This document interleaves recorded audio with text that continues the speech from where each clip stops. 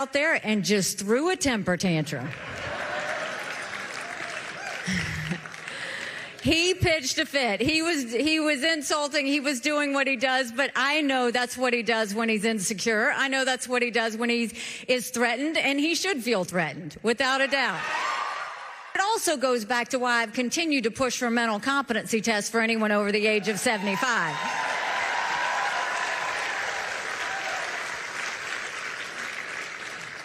And so he got upset, and he said that he would take one and he'd challenge me to one and that he would beat me. Maybe he would, maybe he wouldn't. But what I said is, okay, well, if that's the case, then get on a debate stage and let's go. Bring it, Donald. Show me what you got. So why is Donald Trump scared?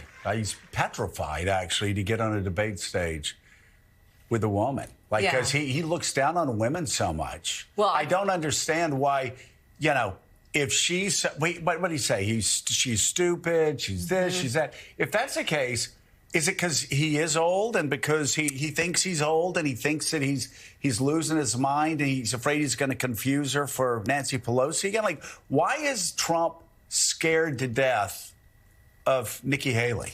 I think because Nikki Haley is right there just waiting to see what shoe drops, to see what happens. And so, to an extent, what Nikki Haley represents is the last best hope for the Republican Party if all of a sudden Donald Trump is taken off the stage because of his legal problems. Well, so I think that kind of that's right there in his head. Yeah, but Willie, come on. He's scared. He's scared to debate because he doesn't think, he just doesn't think he can, I'm sure his campaign people are like, we let him out on a stage in front of a teleprompter and he confuses Nikki Haley and Nancy Pelosi, he thinks Barack Obama's president of the United States, thinks he ran against him and so they're horrified of the prospects of Donald Trump on a debate stage with Nikki Haley because I guess they don't think he's mentally fit.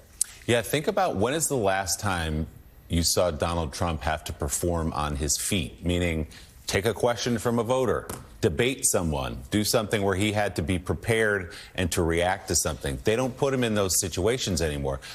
It's not when you stand in front of an adoring crowd and vomit conspiracy theories and confuse Nancy Pelosi and Nikki Haley. That's not acting on your feet. That's giving a speech. They don't want him in those scenarios. And it is a fair question. Why not go to Charleston, go to Columbia, go to South Carolina and have a debate with Nikki Haley? I also would point out, guys, that last night, it may seem like a small distinction, but different from even what we saw in New Hampshire a couple nights ago.